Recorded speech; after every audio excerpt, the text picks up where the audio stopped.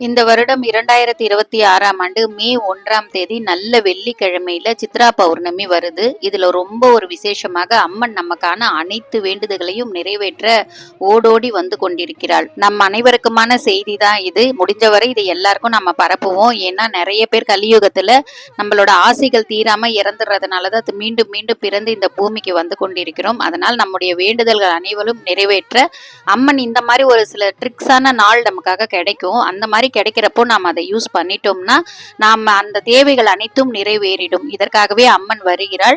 அனைவரும் நம்மளோட தேவைகளை நிறைவேற்றிக் கொள்வோம். நமக்காக அம்மன் கொடுத்திருக்கிற வழி என்னன்னா, நம்ம சென்னை பக்கத்துல இருக்கிற 3 தெய்வங்கள், வடிவுடை அம்மன், கொடியிடை அம்மன், திருவுடை அம்மன் அப்படின்னு இந்த 3 தெய்வங்கள் ஞான சக்தி, கிரியா சக்தி, இச்சா சக்தியாக நமக்கு காட்சி கொடுக்கறாங்க.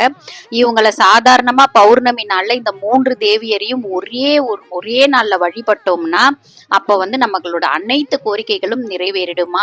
அது மட்டும் இல்லாம சித்ரா பௌர்ணமியில நாம வேண்டணும்னா எப்படியாப்பட்ட கோரிக்கை, எவ்வளோ பெரிய கோரிக்கை வேண்டுதல் எதுவாக இருந்தாலும் அம்மன் நிறைவேற்றி கொடுத்துருவாள் அப்படிங்கிறதுக்கு ஒரு பெரிய கதையும் உண்டு. இந்த 3 தேவியர்களின் சிலைகளை வடித்தது ஒரே சிற்பி தான். இந்த சிற்பக்கலைக்கு மனமகிழ்ந்து அம்மனே நேர்ல தோன்றி உனக்கு என்ன வரம் வேண்டும் கேள் அப்படின்னு சொன்னோடனே, அம்மா உங்களை வடிக்கிற இந்த பாக்கியம் கிடைச்சதே எனக்கு போதும். ஆனா இந்த 3 தேவியர்களையும் பிரதிஷ்டை பண்ணது இன்னைக்கு சித்ரா பௌர்ணமி வெள்ளிக்கிழமை. இதே மாதிரி எந்த வருடம் வருதோ அன்றைக்கு யார் என்னென்ன உங்க 3 பேரையும் ஒன்றாக வணங்கி யார் என்ன வேண்டுதல் வைக்கிறாங்களோ அவங்களுக்கு கேட்டது கேட்டபடி நடக்கணும் அப்படின்னு சொல்லி அவர் ஒரு வரம் கேட்டார். யார் ஒருவன் சுயநலம் இல்லாம தனக்குன்னு கேட்காம மக்களுக்காக கேட்டாங்களோ உடனே அந்த தேவை நிறைவேறும்னு அம்மன் இன்னும் மனம் மகிழ்ந்து இந்த வரத்தை கொடுத்தாங்களாம். 18 சித்தர்களில் ஒருவரான நம்முடைய திருமூலர் குருநாதர் அவர்கள் என்ன சொல்றாங்கன்னா, ஒரு சக்தி நிலையை நம்மளோட உயர்த்தணும்னா நம்ம பிடிக்க வேண்டியது இந்த 3 தெய்வங்களை மட்டும்தான். ஞான சக்தி, கிரியா சக்தி, இச்சா சக்தி. அதாவது ஒரு அம்மனின் தலைப்பகுதி ஞான சக்தியாகவும், கழுத்திலிருந்து இடுப்பு வரை கிரியா சக்தியாகவும், இடுப்பிலிருந்து திருப்பாதம் வரைக்கும் இச்சா சக்தியாகவும் கருதப்படுகின்றது.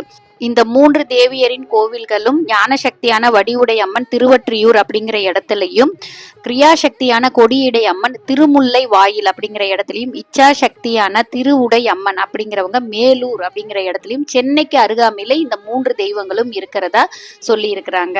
முடிஞ்சவங்க அங்க போய் தரிசனம் பண்ணுவோம். என்னாலையுமே முடியாது, தியானத்துல உக்காந்துதான் அம்மனை நம்மளால கொண்டு வர முடியும்.